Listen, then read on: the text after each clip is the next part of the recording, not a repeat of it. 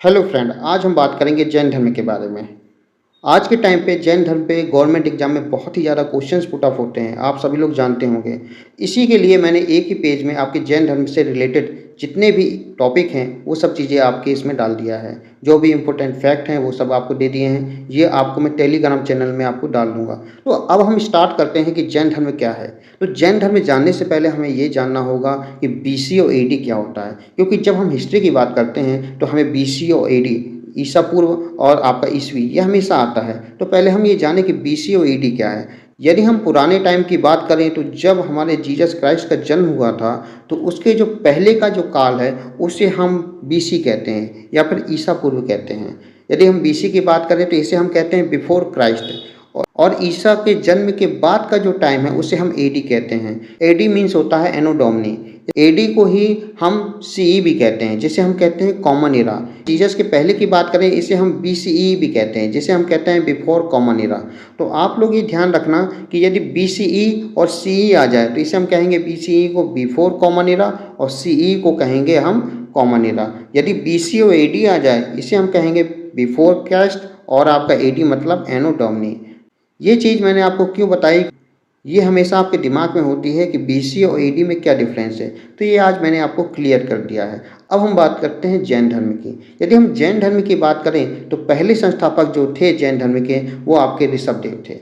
ऋषभ देव और आदिनाथ ने मिलकर जैन धर्म की स्थापना की थी। लेकिन जैन धर्म जो था उस समय इतना फ्लोरिस्ट नहीं था, उस समय लोग इसके बारे में नहीं जानते थे, तो उस समय जो अनुयायी थे वो भी कम थे, तो उनका प्रचार प्रसार नहीं हुआ था।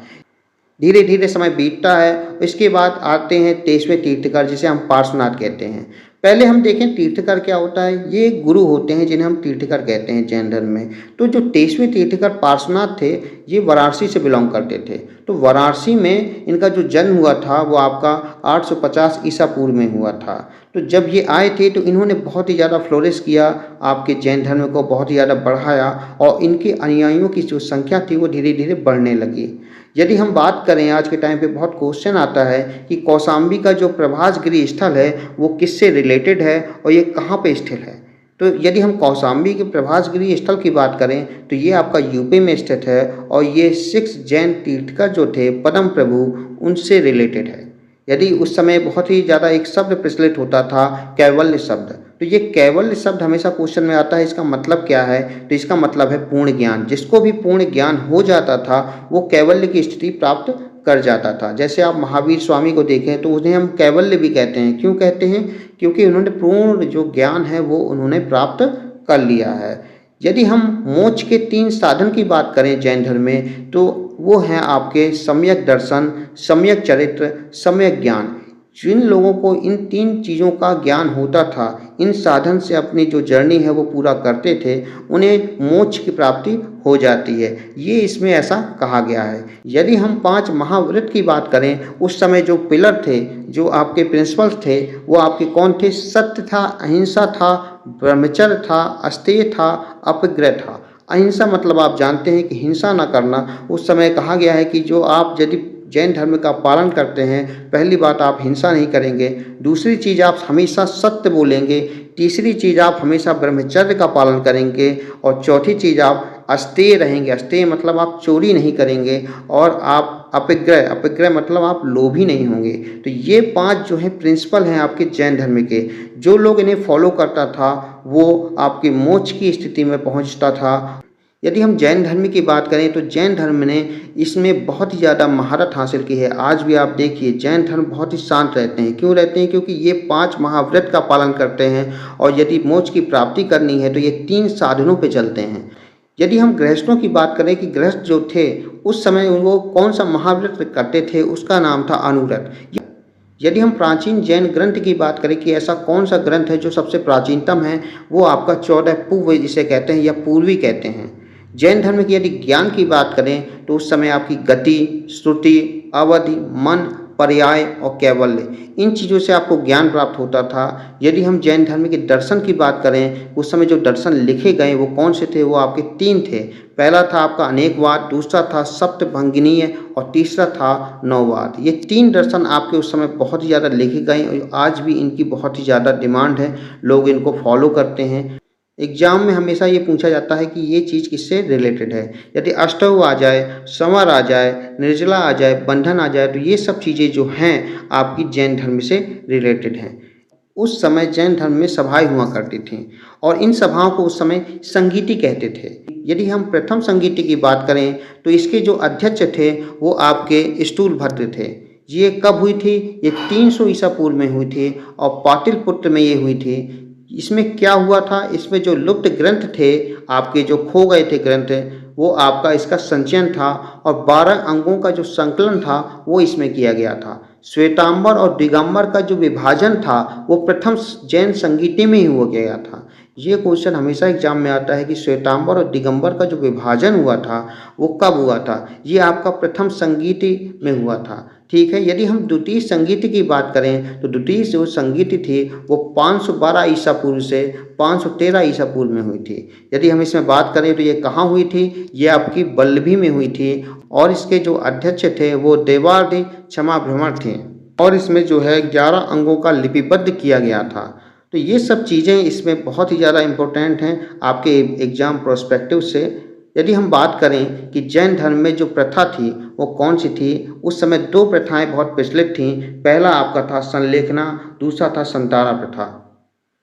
संलेखना में क्या प्रथा थी कि आप अच्छाइयों का जो लेखा जोल था वो आपका था, अहिंसा था, काया क्लेश पर अधिक बल दिया गया था और उपवास द्वारा प्राण त्यागने की उस समय ये प्रथा थी। उस समय के जो लोग प्राण त्यागते थे स्वेच्छा से, वो उपवास कर लिया करते थे और एक टाइम पे वो अपना शरीर त्याग कर देते थे। तो ये जो प्रथा थी उसे संलेखना कहा गया। यदि हम संथारा प्रथा की बात करें तो इसमें मृत्यु के निकट में क्या करते थे? एकांतवास में चले जाते थे और ये जल, अन्न सब कुछ त्याग कर देते थे और मौन व्रत भी धारण कर लेते थे। इसी के साथ उन्होंने शरीर का त्याग करते थे। आप इसमें 2 चीज़ समझे। जो संलेखा प्रथा है उसमें उपवास के द्वारा त्याग हुआ था और इसमें मौन व्रत, जल त्याग सब चीज़ करके शरीर त्याग करते थे। तो ये 2 प्रथाओं को हमेशा आप याद रखना। और यदि हम जैन धर्म की ग्रंथ की बात करें तो जैन धर्म की ग्रंथ जो थे आपके, पहला था कल्पसूत्र। इसे लिखा किसने था? ये भद्रबाहु ने लिखा था। दूसरा था परिशिष्ट पर्वन, इसे हेमचंद ने लिखा था। तीसरा है स्यादवाद मंजरी, इसे मल्लिसेन ने लिखा था। चौथा है द्रव्य संग्रह, इसे नेमिचंद ने लिखा था। पांचवा है प्रवचन सार, इसे कुंद ने लिखा था। छठवां है श्लोक वार्तिक, ये आपका विद्यानंद स्वामी ने लिखा था। सातवां है आपका न्यायावतार, ये सिद्धसेन दिवाकर ने लिखा था। यदि हम 8वें की बात करें तो ये है तत्वार्थ सूत्र, इसे उमा स्वामी ने लिखा था। तो ये हमेशा आपके एग्जाम प्रोस्पेक्टिव से बहुत ही ज़्यादा इम्पोर्टेंट है। हमेशा कुछ ना कुछ एक ना एक जैन ग्रंथ के बारे में आ ही जाता है। अब यदि हम बात करें कि जैन धर्म में जो तीर्थकर थे, तीर्थकर मैंने आपको बताया था कि जो गुरु थे उनके प्रतीक क्या थे। गुरु के जो प्रतीक थे वो पहले यदि हम देखें तो ऋषभ देव का जो प्रतीक है वो आपका वृषभ या उसे हम सांड कहते हैं। यदि शांतिनाथ का प्रतीक की बात करें तो यह हिरण था। पार्श्वनाथ की सर्पफण, महावीर का जो प्रतीक था वो आपका सिंह था। अरिष्टनेम का जो प्रतीक था वो शंख था। संभवनाथ का जो प्रतीक था वो अश्व या घोड़ा था। संपार्श्व का जो प्रतीक था वो आपका स्वास्तिक था। तो उस समय जो गुरु हुआ करते थे उनके खुद के अपने प्रतीक हुआ करते थे। अभी हमने जैन धर्म की बात की जिसमें पहले तीर्थकर कौन थे, उनके क्या क्या प्रिंसिपल थे और उनके कौन कौन से ग्रंथ थे, इन सब के बारे में बात किया। लेकिन जब ये 23वें तीर्थकर हो गए तो उस समय इतना जैन धर्म का प्रचार नहीं हुआ था। जब ये 24वें तीर्थकर आए जिनका नाम महावीर स्वामी हैं, इन्होंने जब कैवल्य की स्थिति प्राप्त की तब ये जैन धर्म बहुत ही ज़्यादा आगे बढ़ने लगा। और ये जैन धर्म की यदि बात करें तो ये आपका बौद्ध धर्म के समकालीन था। तो अब हम बात करते हैं महावीर जो स्वामी हैं उनके बारे में। तो महावीर के स्वामी जो थे वो आपको पता है कि 24वें तीर्थकर थे। ये हमेशा क्वेश्चन पूछा जाता है आपके एग्जाम में कि 24वें तीर्थकर का नाम क्या था? ये आपके महावीर स्वामी था। इस समय यदि हम 22वें तीर्थकर की बात करें तो ये आपका अरिष्टनेमि था। ये भी आपके हमेशा क्वेश्चन पूछा जाएगा कि अरिष्टनेमि कौन से तीर्थकर थे? ये आपके 22वें थे।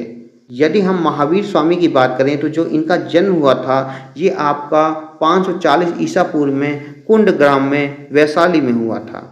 महावीर स्वामी के यदि पिता की बात करें तो इनके पिता जो थे वो सिद्धार्थ थे और ये जातक कुल के जो थे प्रधान थे। माता इनकी त्रिशला थी जो लक्ष्मी नरेश जो चेटक की बहन थी।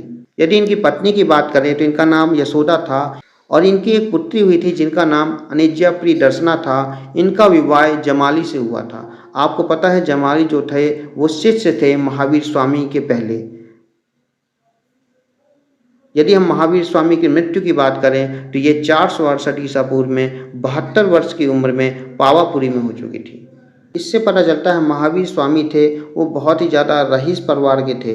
ऐसा नहीं है कि उनको कोई संपदा या फिर किसी चीज़ की दिक्कत थी, लेकिन उन्हें ये चीज़ आने लगा कि कोई भी सुख जो है वो टेम्परेरी है। टेम्परेरी मतलब आप आज देखते हैं कि हमने फ़ोन लेने की इच्छा होती है, ले लिया, फिर वो सुख चला जाता है। तो ये उन्होंने कहा कि ऐसी कोई भी चीज़ ऐसी होगी जिसका सुख परमानेंट होगा। तो इसलिए ये आत्मदर्शन के लिए ये 30 वर्ष की उम्र में ही गृह त्याग कर देते हैं। और जब ग्रह त्याग करते हैं तो ये बहुत साधना करते हैं, बहुत से गुरुओं से मिलते हैं और 42 वर्ष की उम्र में इन्हें कैवल्य की प्राप्ति हो जाती है। कैवल्य मैंने आपको बताया था, कैवल्य में उनको परम ज्ञान की प्राप्ति हो जाती है और ये जो प्राप्ति होते हैं ये जुम्बिक ग्राम के समीप जो ऋजुपालिका नदी के किनारे साल वृक्ष के नीचे होती है। जब इन्होंने ज्ञान की प्राप्ति की तब लोग इनसे आकर्षित हुए, इतने ज़्यादा आकर्षित हुए कि लोगों ने इन्हें जिन कहना प्रारंभ कर दिया और जो महावीर के अनुयायी थे उनको जैन कहा जाने लगा। यदि हम महावीर के संघ की बात करें उसका नाम गणधर था। इसमें आपके 11 अनुयायी रहते थे। यदि हम जैन धर्म की बात करें तो जैन धर्म के जो लोग थे वो पुनर्जन्म और कर्मवाद पे विश्वास किया करते थे। ये लोग जो थे वो आपकी युद्ध और कृषि से वर्जित रहा करते थे, क्योंकि इसमें सबसे पहला प्रिंसिपल आपने सुना होगा अहिंसा। तो ये लोग हिंसा नहीं करते थे। आज भी आप देखें तो हिंसा के मामले में जैन धर्म के जो लोग थे वो उनका रेशियो बहुत ही कम है। तो ये हिंसा की वजह से ये युद्ध और कृषि इनके लिए क्या थी, वर्जित थे।